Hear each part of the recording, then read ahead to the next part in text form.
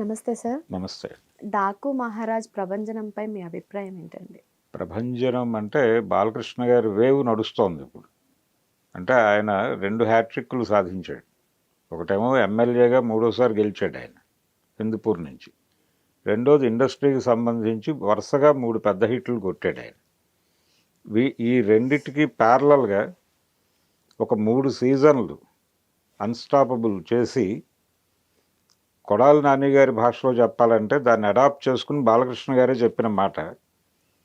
భారతదేశంలో జరిగినటువంటి talk shows అన్నిటిలోకి ఇది అమ్మమ్మ ఊరు లాంటిది అనేసాడు ఆయన వేదిక మీద. నిజానికి ఆ మాటకి పేటెంట్ హక్కులు కొడాలి నానివి. అయితే ఈయన వాడేసాడు అది. సో అది కూడా ఒక సక్సెస్ కిందే చూడాలి. కాబట్టి ఇన్ని సక్సెస్ల మీద ఉన్నాడు ఆయన.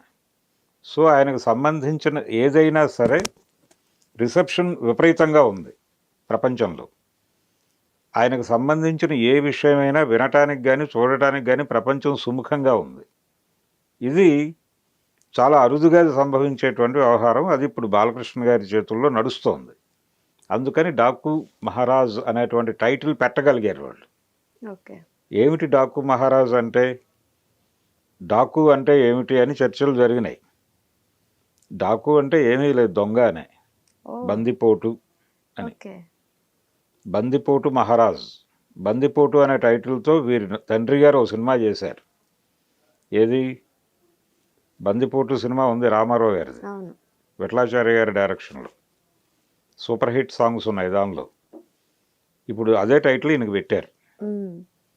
అంటే అక్కడ బందిపోటుకి ఇక్కడ బందిపోటుకి పోలికలు ఉంటాయి. అక్కడ బందిపోటు విప్లవకారుడిగా కనిపిస్తాడు. ఆ సినిమాలో సీరియస్ పొలిటికల్ క్రిటిసిజం కూడా ఉంటుంది. బందిపోటు సినిమాలో దొంగతనాలు చేస్తూ, అంటే రాజుగారి ద్వారా సాయం అందాల్సినటువంటి ప్రజలకి ఆ సాయం అందని పరిస్థితుల్లో తాను ఎవరైతే ఆ సంపదని, జనాలకు అందాల్సిన సంపదని దోచేసుకుంటున్నారో వాళ్ళని దోచి అది ఎవరికి అందాలో వాళ్ళకి అందజేస్తాడు. ఎన్టీఆర్ని పట్టుకుని అక్కడ నిలబెడతారు రాజుగారి దివాణంలో. నిలబెట్టినప్పుడు ఆయన చెప్పిన డైలాగ్స్ విపరీతంగా పాపులర్ అయినాయి ఆ రోజుల్లో. ఆ సినిమా హిట్కి కారణం అవే. కాబట్టి అలాంటి ఒక పోలిక ఉంది ఈ క్యారెక్టర్తో. అయితే చాలామంది ఒక కోణంలో వెళ్తున్నారు. 30sలో అంటే చంబల్ వ్యాలీలో ఈ పదం ఎక్కువ వాడతారు, డాకు అనేది. డాకు మహారాజ్ అనే పేరు ఎక్కువ అక్కడ వినిపిస్తుంది. చంబల్ వ్యాలీ, దొంగలు, దానికి సంబంధించిన చాలా బాలీవుడ్ సినిమాలు చూసాం మనం. షోలే కూడా అదే బ్యాక్గ్రౌండ్. అమితాబ్ బచ్చన్ గారి సూపర్ హిట్ సినిమా షోలే కూడా చంబల్ వ్యాలీలో జరిగేటువంటి ఒక, అంటే దొంగలకి గ్రామస్తులకి మధ్య జరిగేటువంటి ఒక ఘర్షణ ఆ సినిమా. అయితే ఇక్కడ మాన్సింగ్, డాకు మాన్సింగ్ అని ఒక క్యారెక్టర్ ఉంది, రియల్ క్యారెక్టర్ అది. ఆ రియల్ క్యారెక్టర్ 1930 నుంచి మొదలుపెట్టి 1955 వరకు ఆయన దొంగతనాలు చేశాడు అక్కడ చంబల్ వ్యాలీలో. ఈ దొంగతనాలు చేస్తున్నటువంటి సమయంలో ఆయన గురించి సమాచారం సేకరించడానికి కొంతమంది పోలీస్ అధికారులు మారువేషాల్లో తిరిగారు అక్కడ. ఆ తిరిగిన వాళ్ళలో సుబ్బారావు అనేటువంటి ఒక ఆఫీసర్ కూడా ఉన్నాడు. ఆయన ఒక ఊళ్ళో ఈయన ఈ పంచాయతీ అధికారుల్ని వాళ్ళని కూర్చోబెట్టి మాట్లాడుతున్నాడు. ఎవరు? మాన్సింగే, డాకు. మాట్లాడుతుండగా విన్నాడు ఇతను జనంలో ఉండి మారువేషంలో. విని అతను ఇచ్చినటువంటి నివేదిక ఏంటంటే, ఇతని మీద రకరకాల కథలు ప్రచారంలో ఉన్నాయి, ఇతను చాలా దుర్మార్గుడు, దొంగ, అది ఇది అని. కానీ వాస్తవం అలా కనిపించటం లేదు నాకు. అతను చాలా హంబుల్గా ఉన్నాడు, చాలా విషయ పరిజ్ఞానంతో మాట్లాడుతున్నాడు, గ్రామీణ ప్రజలకు ఏం కావాలో అవి చెయ్యండి అని మాట్లాడుతున్నాడు అధికారులతో. అది చేయటానికి ఏమైనా ఆర్థికపరమైన ఇబ్బందులు ఉంటే నేను సపోర్ట్ చేస్తానని మాట్లాడుతున్నాడు. కాబట్టి అతని గురించి మన దగ్గర ఉన్న పిక్చర్ వేరు, ఇక్కడ ప్రజలలో ఉన్న పిక్చర్ వేరు. ప్రజలు అతన్ని చాలా గొప్పగా చూస్తున్నారు. నిజానికి అతనికి విగ్రహాలు ఉన్నాయి ఇప్పటికీ చంబల్ వ్యాలీలో. కాబట్టి ఒక మానవీయ కోణం, రాబిన్ హుడ్ క్యారెక్టర్ వినుంటారు మీరు, విన్నారా? చిన్నప్పుడు రాబిన్ హుడ్ అనేటువంటి క్యారెక్టర్, అంటే పెద్దల్ని కొట్టి పేదలకి పంచిపెట్టేటువంటి క్యారెక్టర్ అది. ఓకే. దాదాపు రాబిన్ హుడ్ ఇమేజ్ ఉంది అతనికి అనేది వీళ్ళు ఇచ్చిన నివేదిక ప్రభుత్వానికి. సో అలాగే చేసేవాడు ఆయన.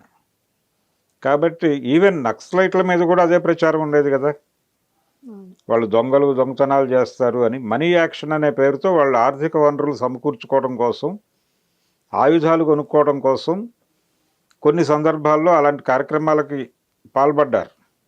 కానీ వాళ్ళు ప్రజలకు సేవ చేయడం కోసం ఆ పని చేశారు. కాబట్టి అదొక కోణం ఉంది. వీటన్నిటినీ మిక్స్ చేసి ప్రజలకి ప్రభుత్వం నుంచి అందవలసిన సహాయం అందని పరిస్థితుల్లో, ప్రజలు ఒక దౌర్భాగ్య పరిస్థితుల్లో ఉన్నప్పుడు వాళ్ళని ఆదుకోవడం కోసం తాను స్వయంగా రంగంలోకి దిగి దాన్ని ఎస్టాబ్లిష్ చేస్తూ ఒక డైలాగ్ ఉంది ఆ ట్రైలర్లో, మొన్న రిలీజ్ అయినటువంటి డాకు మహారాజ్ ట్రైలర్లో, రాజ్యం లేని రాజు చేసేటువంటి యుద్ధం అని, గండ్రగొడ్డలి పట్టినటువంటి యమధర్మరాజు అన్నారు. అంటే సాయుధ పోరాటం చేస్తున్నటువంటి ఒక సామాన్యుడు అనే సెన్సే ధర్మాన్ని నిలబెట్టడం కోసం అనివార్యంగా గండ్రగొడ్డలు పట్టుకున్నాడు అనివార్య పరిస్థితుల్లో అని ఆ క్యారెక్టర్ని ఎస్టాబ్లిష్ చేశారు. రెండోది, ఆయన ఇప్పుడు ప్రజాస్వామ్యంలో ఎవరు? ప్రజలు ప్రభువులు. కానీ ప్రజలు ప్రభువులుగా ఉన్నారా? లేరు. కేవలం కాగితం మీదే ఉన్నారు. రియల్గా వాళ్ళే ప్రభువులు, కానీ వాస్తవంగా వాళ్ళని పక్కకి నెట్టేసి వేరే వ్యక్తులు రాజ్యం చేస్తున్నారు, ప్రజల్ని నామమాత్రంగా ఉంచి. ఎవరైతే ప్రభువులో వాళ్ళకి తగిన ప్రాధాన్యత కల్పించడం కోసం ఇతను యుద్ధం చేస్తున్నాడు అనే సెన్స్ ఏది ఆ డైలాగ్ వెనకాల. రాజ్యం లేని రాజు యుద్ధం చేస్తున్నాడు అనే సెన్స్లో ఎవరైతే నిజమైన ప్రభువులో వాళ్ళను నిజమైన ప్రభువులుగా నిలబెట్టడం కోసం యుద్ధం చేస్తున్నాడు ఇతను అని. అందుకని రకరకాల పోలికలు ఉన్నాయి దీనిలో.